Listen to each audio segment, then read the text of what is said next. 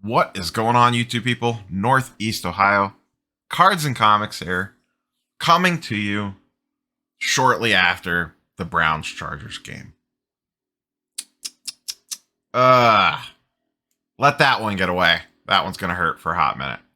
Baker actually looked pretty good today compared to the last couple weeks, playing through the shoulder injury. They got really banged up today. Lost both offensive linemen, both tackles left the game. They were already down Wills, their starter.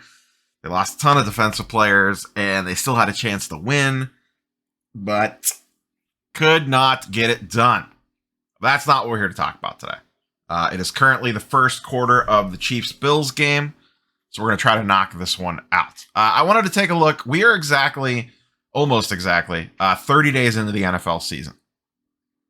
Obviously, stuff happened today that'll move prices a little bit, but I believe we could start to get a general feel for what the market's doing at this point in time, and it is extremely reminiscent of last year's market. So let's dive in. Market movers today. Like, comment, subscribe. If you want to check out market movers, link in the description down below, discount code, all that jazz.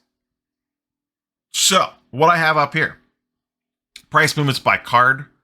Once again, one of my favorite things that I probably use this more than anything else in market movers besides my collection tools. We have this sorted by football, PSA 10, Prism, and I have it on base. You really can't get into silvers and stuff because some of the sets just don't have a lot. So we're just looking at the last couple years worth of stuff here because 17 Prism didn't have rookies in it, or rookies were silvers. So we're basically just looking at the last couple years worth of stuff here. And the numbers are, like I said, very reminiscent of last year. Let's go ahead and scroll through this. First thing I have this sorted by is number of sales, just to see which card has sold the most. It's Kyler Murray, PSA 10. Not surprising. Herbert, number 2, also not surprising. They actually probably have the highest population counts on this entire list in base Prism. And I actually don't mind using base Prism for football. I know in basketball, we kind of shun away from base, but football base is still very viable as the population counts are a lot lower and silvers are a lot more rare. So you can get good market trends just looking at silver or just looking at base. In fact, if you look at silver, sometimes you get skewed market trends because the pop counts are so low. But you see even Kyler from 2019, which was a much more printed product, is only just under 2,400 PSA 10 Prisms. And that stuff, you got to remember, came out well before PSA shutdowns when prices were still reasonable. Most of that stuff, I don't think there's a ton of this stuff sitting in the backlog, as we see from Gem Rates charts every month. Football is the least graded product just about every month on those charts of the major ones. You know, it's well behind trading cards like Pokemon, Magic, etc. So Herbert coming in, once again, pop a little under 2K. This one's probably a little underrepresented, but it's still a pretty good number at around 2K pop. It will definitely pass up Kyler, and there probably is some of these sitting in a PSA backlog. Same with Burrow.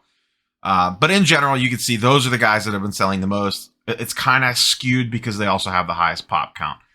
What I was most intrigued with is what cards have actually gone up since the season started. Once again, going back 30 days takes us just back prior to the season actually beginning. So when I sort this by cards going up, we see the biggest price change since the season started. Once again, we don't care about the run up to the season, but since the season started is Herbert followed by Kyler. Now, the interesting thing about Herbert is his rise is actually more recent. It's probably going to go up after today's game as well. Once again, both absolutely fantastic game between the Browns and the Chargers. Thought we had it, but not still salty. But if you look at Herbert's actual chart, or the graph rather, you see it started the season off at around 541, got down under 400, close to low 400s, even got below 400 for one sale, but low fours, and is now on its way back up again. So his did a dive and a comeback. Derek Carr up, not surprising, outperformed expectations. Justin Jefferson up slightly. Debo up a little bit because he played out of his mind. He's only up $20. Hardman, Swift, Marquise Brown. But look at how small these numbers get very quickly. Herbert and Kyler up, Derek Carr up 70, 77, 130. And then all of a sudden, we're basically in $20 or less. This is a bucket of wings territory in regards to prices up. And this is where we get into all the position players. Once again, position players just don't swing a lot of markets. And right there, we're done. We're already into the red. Let's look at guys that went down the most. Flip this the other way. Winston down a lot. He got a big run up being named the starter. Played really well week 1, and then he actually played pretty good today. But hasn't really thrown any passes. They're basically just running the entire offense through Alvin Kamara. Josh Allen down $100. That may change. Once again, I am recording this during the Bills-Chiefs game. He just rushed for a touchdown. So this could spike back up if he looks really good tonight in prime time. Calvin Ridley down a ton. He's been absolutely god-awful this season. Russell Wilson down. He just got hurt. Travis Kelce, Jalen Hurts, Tua, Claypool, my boy Baker down $60 from the start of the season at $355. Hopkins, CD. I mean, the list continues and continues and continues. The one that's not on here, but I did talk about it in the Sunday morning video because this is Prism Base, is Patrick Mahomes. His silver is down slightly. His base optic is down a lot, about 20%, I think is what it was in the video this morning. And once again, could swing depending on what happens in this Chiefs-Bills game. Whatever team loses this, I think we'll see a little bit of a hit to their prices. So the interesting takeaway here is this is literally the same exact thing that happened last year. The season started, and anyone that was essentially undervalued or didn't see a run up or whatever, anyone's prices that were lower than what they should have been have immediately corrected and spiked up. Like Kyler Murray, for example, was just way too cheap when the season started at $350 for his base Prism. We talked about Kyler a ton in the preseason about being mispriced out of all the quarterbacks at young crop. He came out of the gates balling. His stuff spiked up. Baker Mayfield, Josh Allen specifically had a very high price. They struggled a little bit. They played terribly the first game. They won the second game, but they didn't need Allen at all. It was like a dominant performance by the defense in the running game. And then Allen's played well the last 2 weeks, and this stuff was kind of flattened out. But that's all it takes is, Allen had a poor 2 weeks, didn't ball out, and all of a sudden his price is down $150. Baker struggled to start the season, injury, whatever. They rely on the running game. His stuff's down. Derek Carr, 0 expectations coming into the season. All of a sudden, they're 3-1 or whatever they are. He's playing well. He did get hurt today for a little bit. And his prices are correcting on the upswing. This is the exact same thing the football market did last year once we got in season. I thought maybe it would be a little bit different this year. That was kind of my prediction going in, is that maybe if guys continue to play well, their prices would adjust. But there's just so much baked into these prices now that if they do not perform insanely well, they immediately start coming down again. And I'm thinking, spinning this forward to the NBA season, are we going to see the same thing? Last year, when NBA season started, like Ja's prices shot up because he was playing out of his mind, and then he got hurt. So it was hard to tell there. Luka started off spiking up and then immediately pulled back. And then where it gets tricky is then the GOAT market took over. Like if you look at last year's basketball numbers, card-wise, the season started, things were going good. Then all of a sudden, everyone cared about Kobe and Jordan and LeBron and Magic and Bird, and all the money shifted to GOATs, and the modern market started to just kind of list a little bit. I'm not saying money is going to filter back to GOATs again like it did in NBA, but I could see the same thing happening again where some guys come out of the gate strong. There's this quick window of opportunity to sell, and then prices kind of settle in. I think we get to the malaise after the hype of the beginning of the season wears off. Prices just kind of settle where they're going to go. Guys that were too cheap get bumps up that outplay expectations. Guys that have insane expectations, if they don't play insane, the prices pull back. We've talked about this a ton. I think this continues. I don't think there's going to be a lot of these cards in the green as the season moves throughout. Now, where I think football has the greatest opportunity is moving in and out of stuff. We talked about Herbert in the preseason. I thought his prices were too high. I was all on board with selling Herbert prior to the season starting. Immediately, a couple weeks in, he played fine. They were 3-1 coming into today, but he didn't necessarily ball out. And then his prices dropped a couple $100. If you wanted to buy him back, you could have. And now his stuff is back up again. And once again, I have a feeling it's going to continue to go up. Maybe that's not your game and you want to hold long term. I get that. But here's the other scary part about football. Today was a war zone when it comes to injuries. Barkley, nasty ankle sprain. We're not sure the details on that yet. Derek Carr left for a hot minute. I believe he did come back into that game. And there was a host of other guys that got banged around.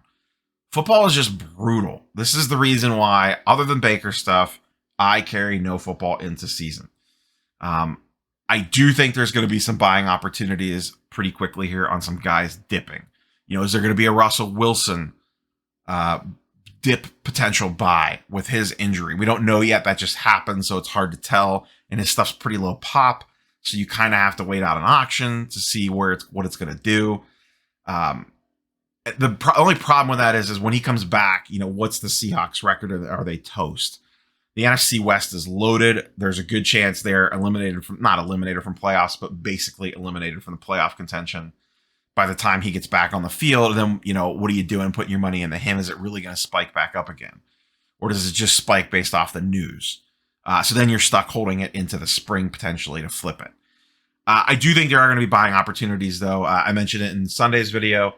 Whoever loses this Allen Mahomes matchup tonight, I think there's a buying opportunity on whichever one loses. Especially if Mahomes loses, I think there's definitely going to be a buying opportunity on his stuff. Now, once again, the AFC West is just as loaded as the NFC West, and the AFC in general is very deep. So it's no sure thing. And like we've talked about before, Mahomes has so much baked into his prices. So far, the NFL market is following in the footsteps of last year's NFL market. Yes, the prices are a little bit different here and there. The spikes, the decreases are a little bit different. Everything's a little bit more muted, but it's following the exact same pattern. So we'll see where it goes over the next 30 days. I kind of like looking at these bigger snapshots. So at the end of early November, we'll probably do the same thing and look at 60 days worth of data. I can pull up 60 real quick here because that would give us the run up to the season. So we'll just do this on the fly. Let me just resort this. So now we're going back to 30 days prior to the season starting. So we're getting the run up to the season and the season actually starting. Errol Donald with a little bit of a bump there, but that's pop 29, only 5 sales. Let me change the filter on this actually. There we go. So over the last 60, look at how many guys are actually up and look at the amounts that they're up. Kyler, $40, Herbert, $16, Debo, 16, and then we're immediately in the red. And if we go back to here, Jerry Jeudy, his Prism base was 305. What the hell? Jacob Eason, this was perfect example here. Jacob Eason, at the National, it looked like Jacob Eason was going to be starting for that team. Then all of a sudden, Wentz made the miraculous recovery for the start of the season. This is why you take advantage of this stuff when these opportunities arise and you don't get cute, especially in football. This got up to $200. Imagine holding this in the season and now it's a $26 card and you had an opportunity to sell it for $200. That's the current price, $26. PSA 10 Prism. This is why you just sell the stuff when it spikes and don't worry about it. Someone bought Eason thinking, the hopes and dreams were going to, he's going to rattle off a couple wins, and it's going to double or triple. And he didn't even start the season. Wentz did. You could have just took the profits. You would have had that money and you could have went and bought basketball, baseball, whatever with it. Just take the profits, guys. Just take the profits. This Eason is a perfect example of that. Tua down a ton. Josh Allen down even more than normal. Baker down a bunch. So, yeah, exactly what you thought. So essentially, looking at this, the ideal time at this point in time anyways, and we're just talking very broadly here. I'm not looking at individual player charts. We're just looking at a very macro level here. The best time to sell your football, like we always usually talk about, is on the run up to the season. Now, prices spiked way back in May. That was actually probably the best time to sell, but depending on when you bought, if you were still holding stuff as the season approached, you're just better off to move this stuff before the season starts. Now, will the NBA market follow its footsteps? That's what we don't know. Baseball did. As the trends have generally seen, I've talked about a ton. I know the other few people have talked about this as well. It almost seems like sometimes the best time to buy the player is in the season that they're in. So we'll see what happens. That's all I have for you guys and girls. Curious for your thoughts down below. Like, comment, subscribe. Catch you guys and girls on the next one. Peace.